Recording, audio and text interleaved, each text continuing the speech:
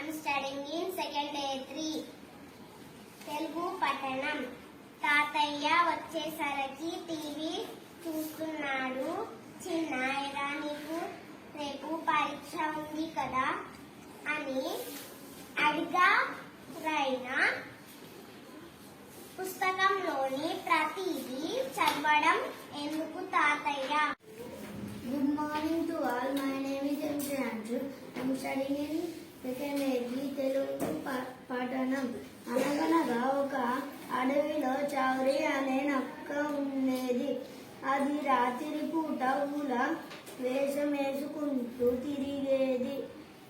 ఇతర జంతువులకు రాత్రి నిద్ర పట్టేది కాదు. నక్క ఊల శబ్దానికి అవి నిద్ర మేలుకునేవి. ధన్యవాదములు. Morning to all. My name is Srihan. I am studying in second A3 Telugu కథ. చిటుకు పటుకు అనే రెండు సోమరి చీమలు ఒక మామిడి చెట్టు మీద చిన్న తొర్రలో నివాసం ఉండేవి. ఆ చెట్టు కొమ్మల పైన అటు ఇటు తిరుగుతూ పై కొమ్మల మీద గూట్లో ఉండే తమ పిల్లల కోసం తెచ్చిన ఆహారం గింజలు అటు ఇటు కింద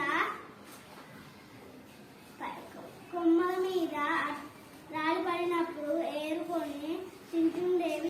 అందరికీ నమస్కారం. నా పేరు సిహెచ్ఆర్ఎస్వి.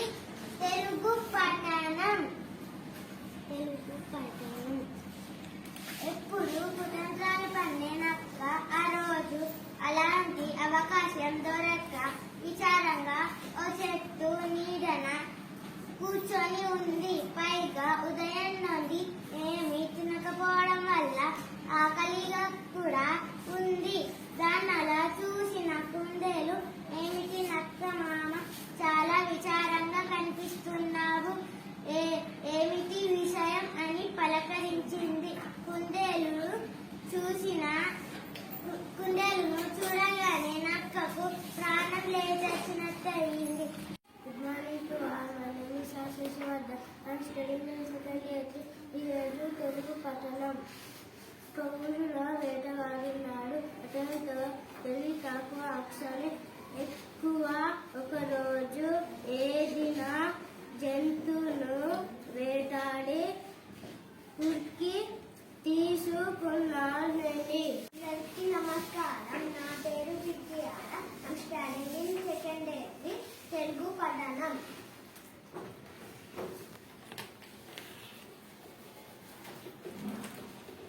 ఒక వనములో ఒక కోతి ఉండేది. ఒకరోజు ఉదయం ఆహారం కోసం బయలుదేరింది. దారిలో నల్లమచ్చల కుందేలు ఎదురుగా అయింది. దాన్ని చూసి కోతి కిటకిట నవ్వింది. తన మచ్చలను చూసి చీచి అంటూ వెళ్ళిపోయింది కుందేలు. నవ్వింది కుందేలు. కొంత దూరం వెళ్ళాక ఒక గున్నేలు ఎదురుగా అయింది. కోతి దాన్ని చూసి నవ్వింది. చీచి అంటూ మురుగున వెళ్ళిపోయింది. అందరికీ నమస్కారం. నా పేరు ఐముఖి. నేను సెకండ్ A3 చదువుతున్నాను. తెలుగు పఠనం.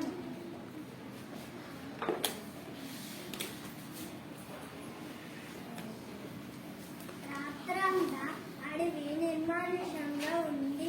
దట్టంగా మంచు కురిసింది. అడవంతా చల్లదనం వ్యాపించి ఉంది. చలి గజగజలాడిస్తుంది. ఏ జంతువు బయట తిరగడం లేదు. నిద్ర పట్టని తిండిపోతూ నక్కకు ఆకలి గుర్తుకు వచ్చింది. ఎప్పటికీ తెల్లారకపోవడంతో సింహం గుహ ముందు ఏమైనా భూమికలు